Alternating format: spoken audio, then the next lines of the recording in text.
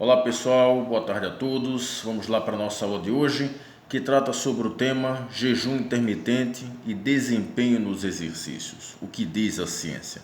Antes de eu começar a mostrar os outros slides, eu queria deixar bem claro que eu vou falar apenas no efeito do jejum intermitente no desempenho dos exercícios e em alguns parâmetros da composição corporal, tá? Então, vamos lá. Em primeiro lugar, o que vem a ser o jejum intermitente? Ele envolve jejum por períodos variados, usualmente por 12 horas ou mais, dependendo do protocolo. Existem protocolos de jejum com menos horas, com menos de 12 horas, e existem até protocolos de jejum com mais do que 12 horas. Existem protocolos aí com 16 horas ou até mais. Esse jejum intermitente ele pode vir acompanhado com restrição calórica ou não.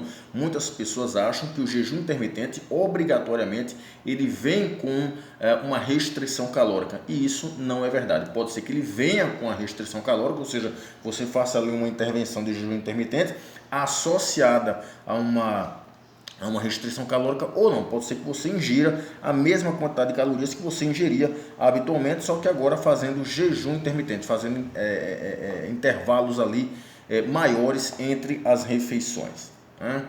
Então você tem vários protocolos de jejum intermitente, várias formas de se fazer jejum, né? Você tem aí a alimentação com tempo restrito, você tem jejum em dias alternados, ou seja, você faz jejum em alguns dias da semana. Então tem dias na semana em que você come normalmente e tem dias em que você faz jejum, só que esse jejum ele não necessariamente acontece durante o dia inteiro.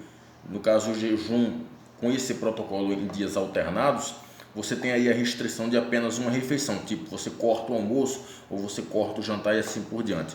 Ou você tem o jejum durante o dia inteiro. E em relação a esse protocolo de jejum durante o dia inteiro, nós temos aí como exemplo, o exemplo mais comum que me vem à cabeça, é o jejum associado a práticas religiosas como o Ramadã. Inclusive muitos estudos que eu vou mostrar aqui usaram o jejum feito durante o Ramadã para verificar os seus efeitos em alguns parâmetros de desempenho físico e de composição corporal. Então você tem aí alimentação com tempo restrito, jejum em dias alternados e jejum durante o dia inteiro. O jejum intermitente ele é associado a práticas religiosas, e eu já falei para vocês, né? A primeira coisa que me vem na cabeça é o jejum associado à prática do Ramadã, né? Que a gente vai mostrar alguns estudos onde eles usaram essa prática. Ele é muito estudado em atletas durante o período do Ramadã, porque você não precisa induzir o jejum nos atletas, né? Eles já fazem aquilo como uma prática religiosa e os pesquisadores só vão lá verificar os efeitos do jejum em vários parâmetros. Pode ser de saúde, pode ser de desempenho físico, pode ser na composição corporal.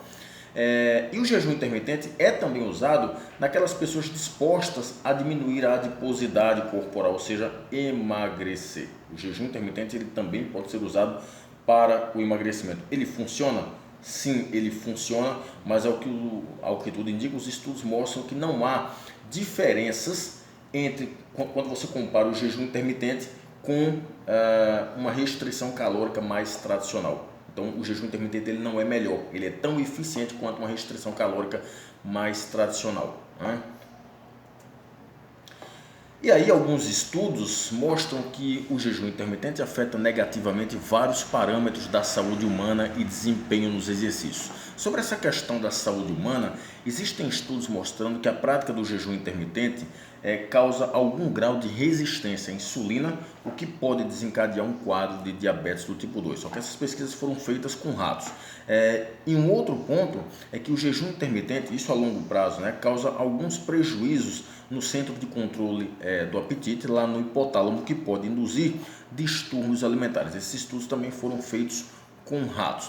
Mas aí eu não vou falar sobre essa questão do jejum intermitente em parâmetros de saúde. Como eu já falei lá no início dos slides, eu vou me ater a falar apenas nos efeitos do jejum intermitente no desempenho físico e em parâmetros da composição corporal. Então não vou falar aqui sobre resistência à insulina, sobre distúrbio alimentar, enfim, né? Mas que ele afeta alguns parâmetros da saúde humana, isso já foi consistentemente observado em estudos, tanto com humanos quanto com ratos. e afeta também alguns parâmetros do desempenho físico nos exercícios, e eu vou mostrar aqui em alguns estudos. Embora essa questão do desempenho nos exercícios ainda é contraditória. Por quê? Porque existem estudos mostrando que ele afeta negativamente e existem estudos mostrando que não, ele não afeta negativamente, afeta até positivamente, enquanto existem outros estudos mostrando que ele não afeta nem positivamente nem negativamente. Aquele parâmetro ali investigado, ele fica inalterado. Isso aí a gente vai ver mais para frente. É claro que existem questões, fatores psicológicos, né, motivação envolvido aí quando as pessoas fazem jejum intermitente, e essas questões podem ou não influenciar parâmetros relacionados ao desempenho físico.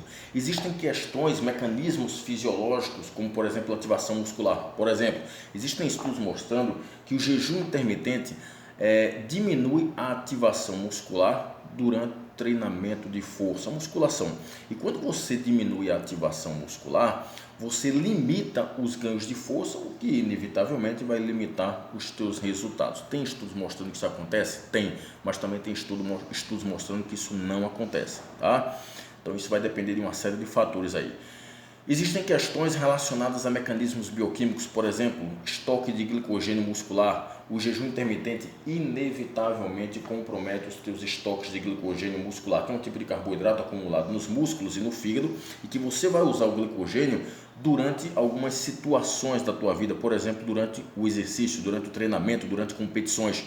Então, quando você faz jejum intermitente, você diminui significativamente esse estoque de glicogênio, o que vai limitar o teu desempenho nas práticas esportivas, nas competições e nos treinamentos. Isso acontece e a literatura mostra isso muito consistentemente. É claro, você está fazendo jejum, você está limitando, privando o organismo de alimento durante várias horas. Então, o teu organismo vai usar ali as reservas de energia que ele tem, e uma das reservas de energia é o glicogênio. Então, como esse glicogênio vai ser usado numa taxa maior, você fica com menos energia e, é lógico, o desempenho nos exercícios tende a diminuir. No entanto, o jejum de curto prazo, no caso executado em até 7 dias, não impactou adversamente nem no desempenho aeróbio, nem na eficiência da caminhada e nem na captação de oxigênio máxima. Se for para simplificar isso tudinho, o jejum feito durante 7 dias não impactou no teu desempenho aeróbio.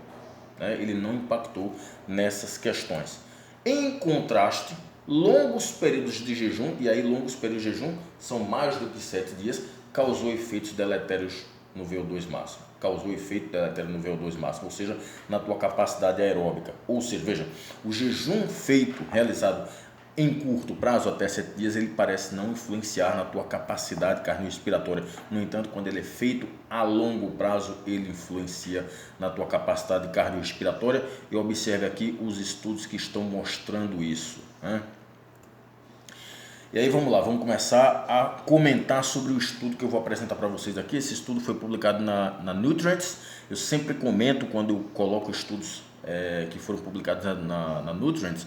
A Nutrients é uma revista referência na área da nutrição, das melhores revistas científicas na área da nutrição. Esse estudo ele foi publicado em 2020, se não me engano, por pesquisadores portugueses, e ele é intitulado Os efeitos do jejum intermitente em parâmetros de desempenho de exercícios específicos, né? Na verdade, isso aqui foi uma revisão sistemática com meta-análise. Então, como foi uma revisão sistemática com meta-análise, foram vários estudos incluídos nessa revisão meta-análise. Eu vou mostrar para vocês alguns, no caso os mais recentes, no caso de 10 anos para cá, então 2012 para cá, tá? E aí o primeiro estudo que eu mostro para vocês é o do grupo do Hasnais, que foi publicado em 2012. E o que é que o Hasnais verificou? O que é que ele fez? Ele pegou 11 homens muçulmanos moderadamente ativos, e esses homens eles foram submetidos a 3 medidas: um mês e uma semana antes do Ramadã, antes do jejum do Ramadã, durante o Ramadã e um mês após o Ramadã.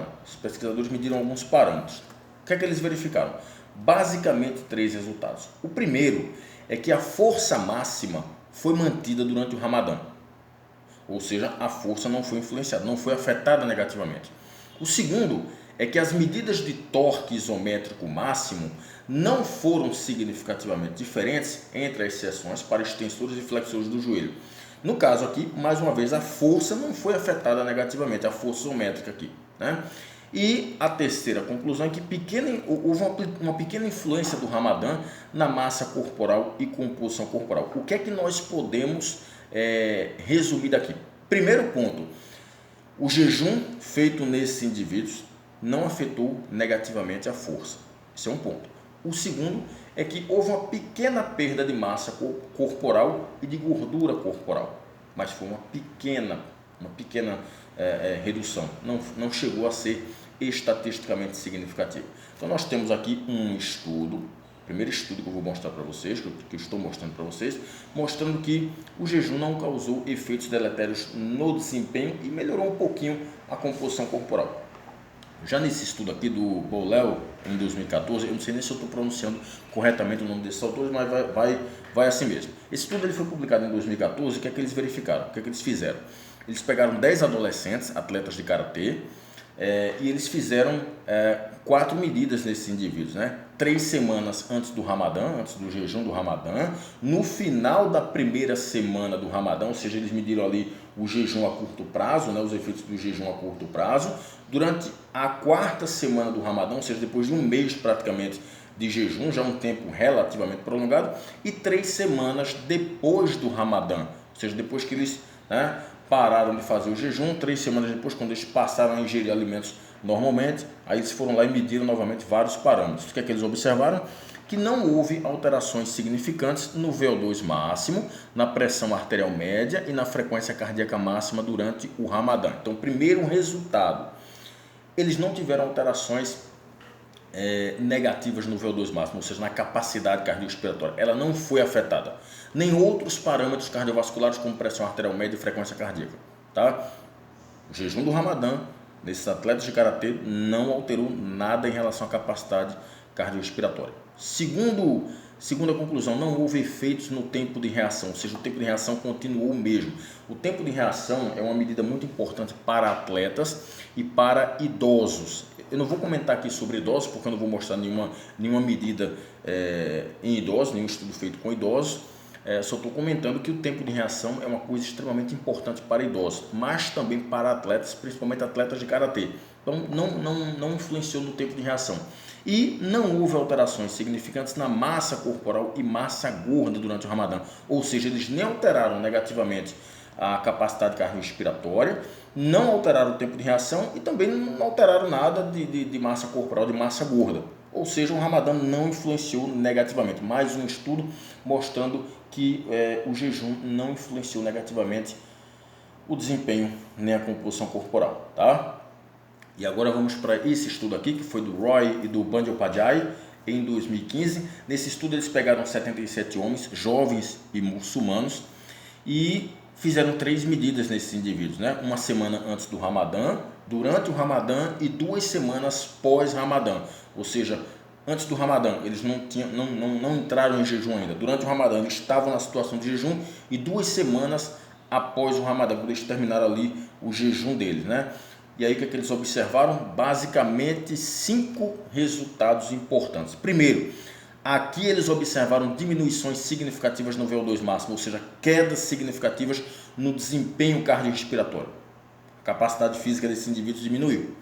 Segunda conclusão, houve diminuições significativas nos esforços de alta intensidade. Esses indivíduos diminuíram os esforços de alta intensidade, eles diminuíram a sua capacidade de fazer esforços de alta intensidade, o que vai influenciar negativamente no desempenho esportivo ou no desempenho dos exercícios. Terceira conclusão, nenhuma alteração no salto vertical, o que nos faz pensar que não houve nenhuma alteração aí negativa na potência muscular dos membros inferiores.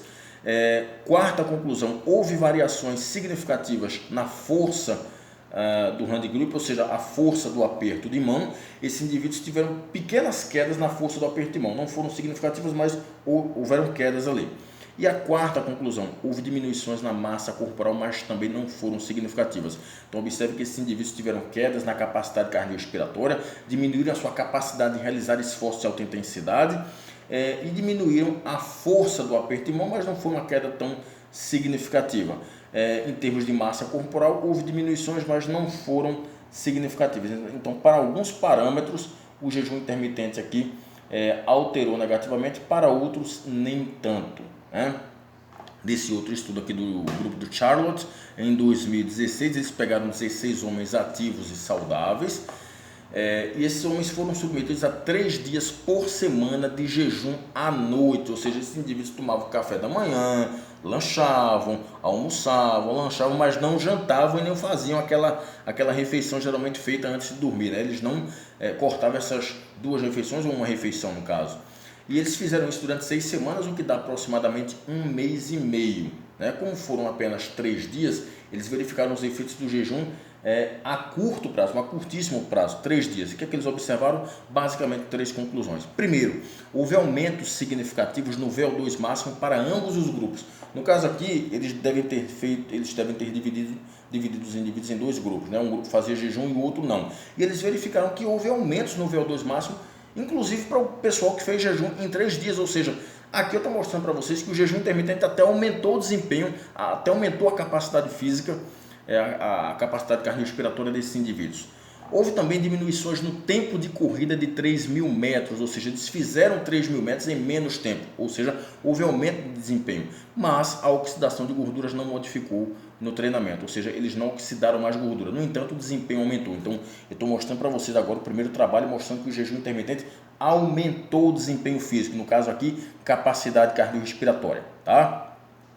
Nesse outro estudo aqui, que foi do grupo do Moro, que foi publicado em 2016, inclusive um dos autores desse estudo é o Paulo Gentil, foi o que eles fizeram. Eles pegaram 34 homens treinados em força, e aí eles fizeram 3 medidas nesses indivíduos, né? Eles mediram 8 semanas antes do treinamento resistido, 8 semanas de alimentação com tempo restrito. Eles foram submetidos a 2 meses, né? Aproximadamente 2 meses de alimentação com tempo restrito, só que eles mediram em 2 situações, na verdade.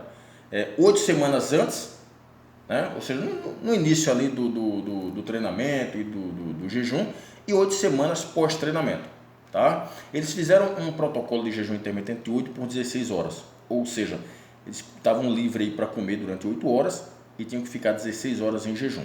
Tá? Eu terminei me confundindo por aqui, mas eu acho que vocês entenderam, né? Eles submeteram esses 34 homens a 8 semanas de alimentação com tempo restrito e fizeram 2 medidas, uma antes dessa intervenção e uma após, tá? E esses indivíduos, além de serem submetidos a uma alimentação com tempo restrito, eles fizeram um protocolo de musculação.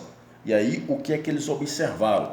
Basicamente, 3 resultados. O primeiro é que houve manutenção da força na alimentação com tempo restrito e dieta normal, ou seja, a força muscular não foi afetada com esse tipo de protocolo de jejum. O segundo resultado é que houve diminuições significativas na massa gorda com alimentação com tempo restrito, e essa diminuição foi de 16,4%, ou seja, esses indivíduos emagreceram.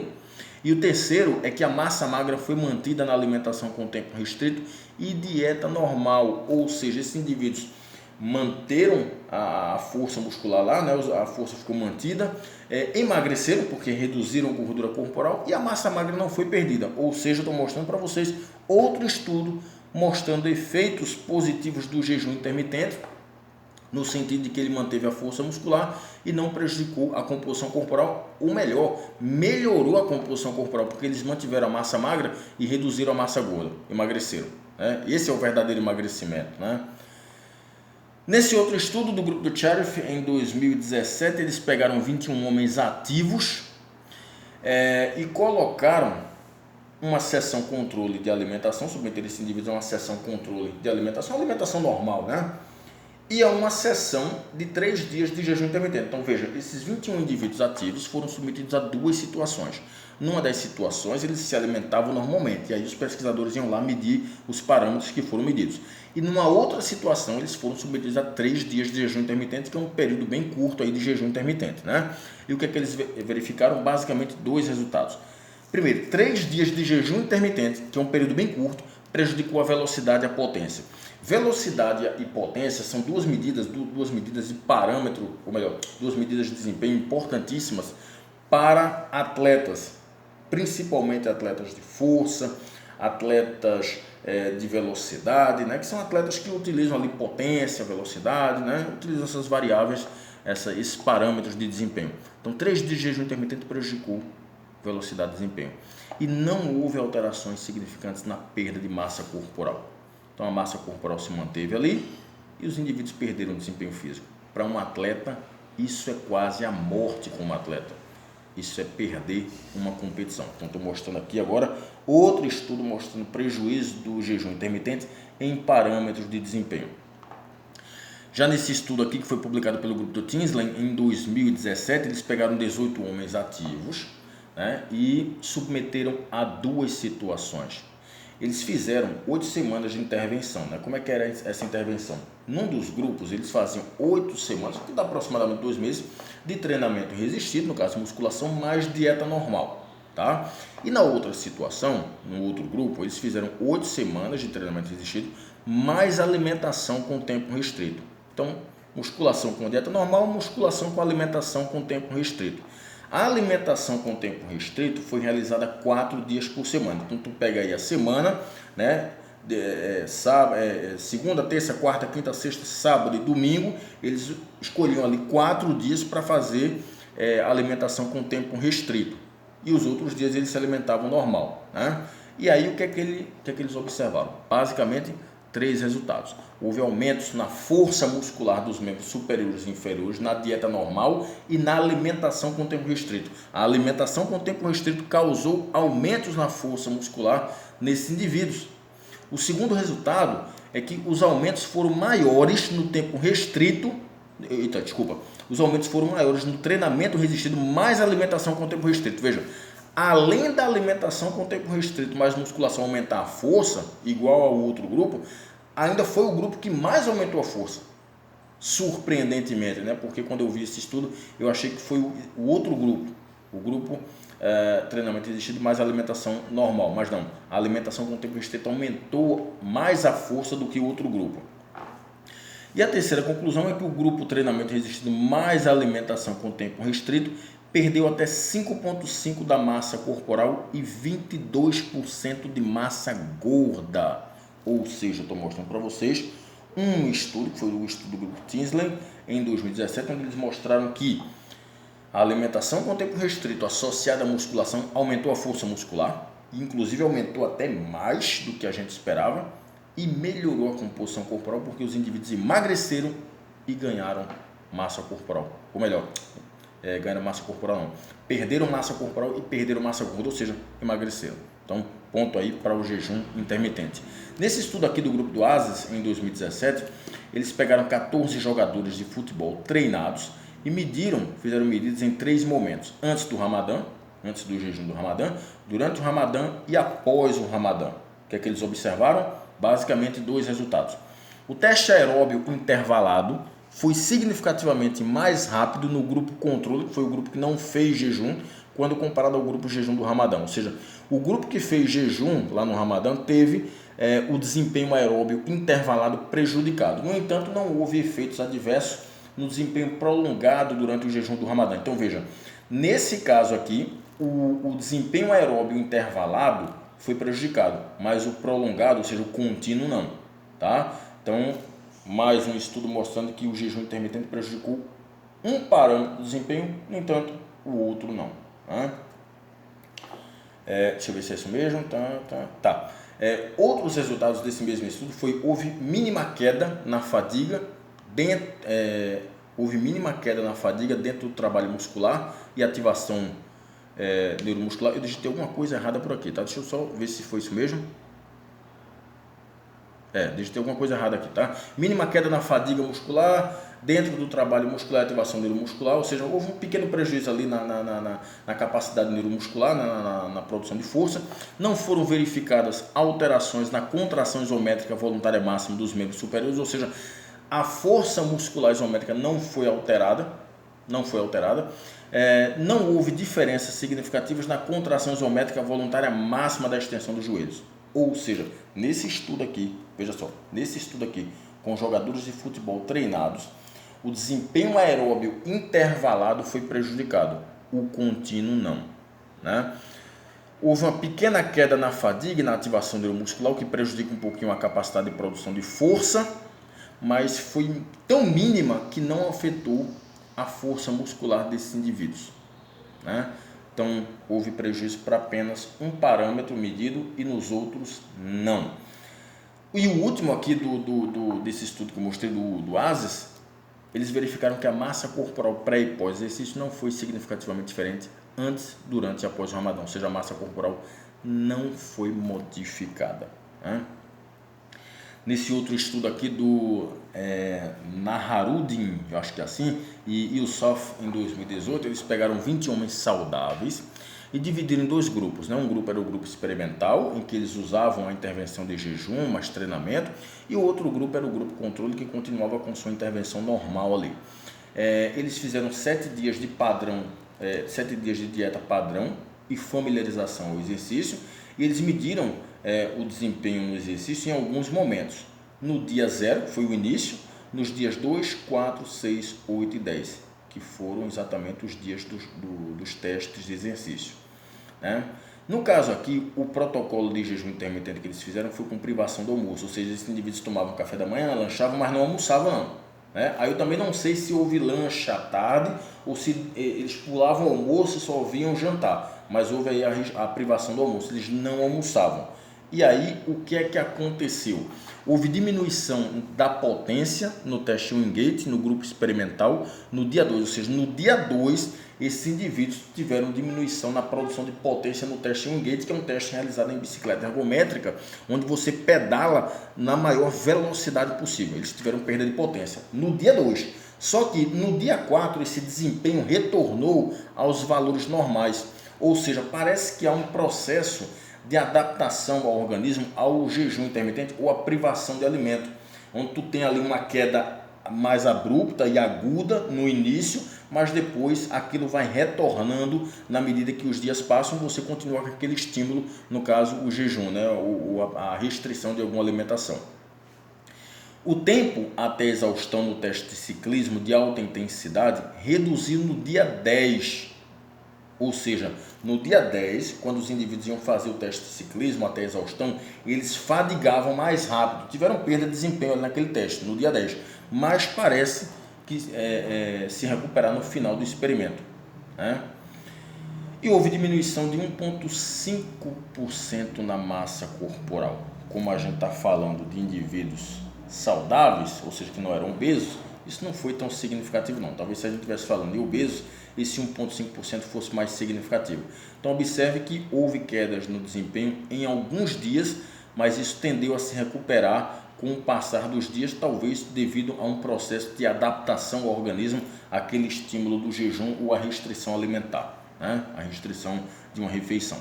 Nesse outro estudo aqui do grupo do Geldick, em 2019, eles pegaram 10 homens saudáveis e fizeram medidas em 3 momentos. Antes do Ramadã, do jejum do Ramadã, durante o Ramadã e após o Ramadã. E aí o que é que eles observaram? Basicamente 4 conclusões. Primeiro, houve diminuição da contração isométrica voluntária máxima durante o Ramadã, ou seja, houve quedas de força isométrica durante o período de jejum. Houve diminuição dos níveis de ativação voluntária durante o Ramadã, ou seja, tu ativa menos a musculatura quando você induz uma contração muscular, e isso limita realmente a capacidade de produção de força. Isso aqui explica por que houve diminuição da força no Ramadã. A eficiência neuromuscular permaneceu inalterada no Ramadã e não houve nenhuma alteração na massa muscular. Eu observo aqui, eu percebo aqui muito mais prejuízo do que benefício, né? No caso aqui, eu estou mostrando para vocês um estudo onde houve quedas na capacidade de produção de força, né? Nesse outro estudo aqui do grupo do Terada, em 2019, eles pegaram 20 homens ciclistas e submeteram esses 20 homens, dividiram esses homens, ou melhor, submeteram a 2 situações. Numa das situações, eles faziam CIT em jejum. O que é o CIT? Treinamento intervalado de sprint, ou seja, é um tipo de treinamento onde você faz sprints de velocidade, né? Então você faz ali um sprint, sei lá, de 30 segundos, descansa, sei lá, 3, 4 minutos, faz lá outro sprint de 30 segundos e assim vai. Isso é um protocolo de CIT, tá? Só que eles faziam CIT em 2 situações. Numa das situações eles faziam jejum e na outra situação eles faziam congestão de carboidratos. Eles fizeram essa intervenção durante 3 vezes por semana, né? Durante 4 semanas, o que dá aproximadamente ali 1 mês.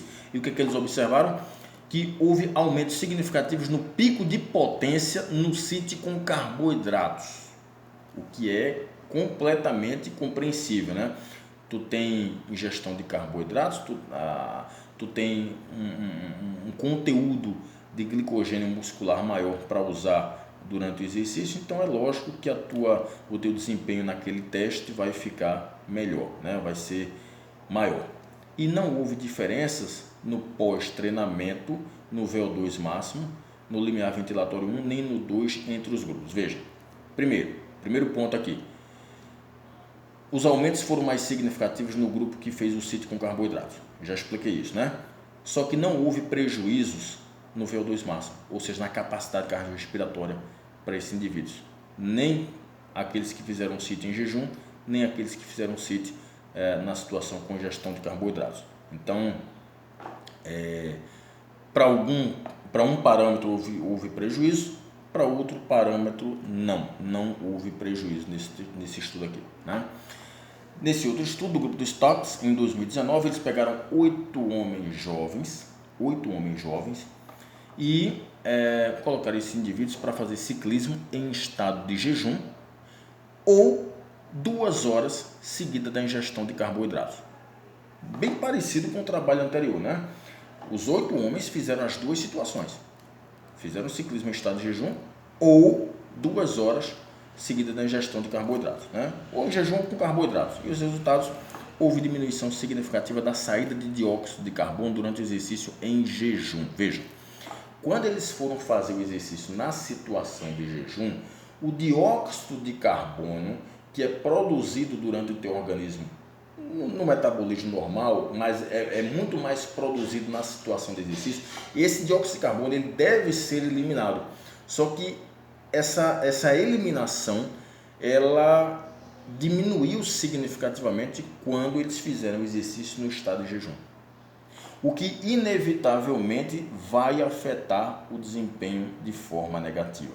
Então veja, quando você faz exercício na situação de jejum, você diminui a saída de uma coisa que deve ser eliminada do teu organismo na maior velocidade possível, que é o dióxido de carbono. E no caso aqui, houve diminuição nessa saída de dióxido de carbono, né? Já nesse estudo do grupo do Sheriff, deixa eu ver se é isso mesmo, é isso mesmo. Nesse estudo do grupo do Sheriff, em 2017, eles pegaram 21 homens fisicamente ativos e saudáveis e submeteram esses indivíduos a 3 dias de jejum intermitente, que é um período bem curto, né? E eles verificaram aumento no tempo de reação simples e complexo durante os 3 dias de jejum intermitente após 2 séries de sprints repetidos intensivos. Ou seja, resumindo, né? Esses indivíduos tiveram redução no tempo de reação, que eu falei lá no comecinho, né? É uma coisa muito importante para atletas e para idosos, mas aqui a gente vai se limitar só a falar em atletas ou de praticantes de atividade física, né? Houve redução no tempo de reação. Isso fazendo apenas 3 dias de jejum intermitente. Isso vai prejudicar o teu desempenho? Vai dependendo do tipo de prática, de treinamento, de esporte que você faça, né? Nesse estudo do grupo do Tinsley, em 2019, eles pegaram 40 mulheres treinadas em força e dividiram em 3 grupos. Um grupo era o grupo controle, não fazia nada,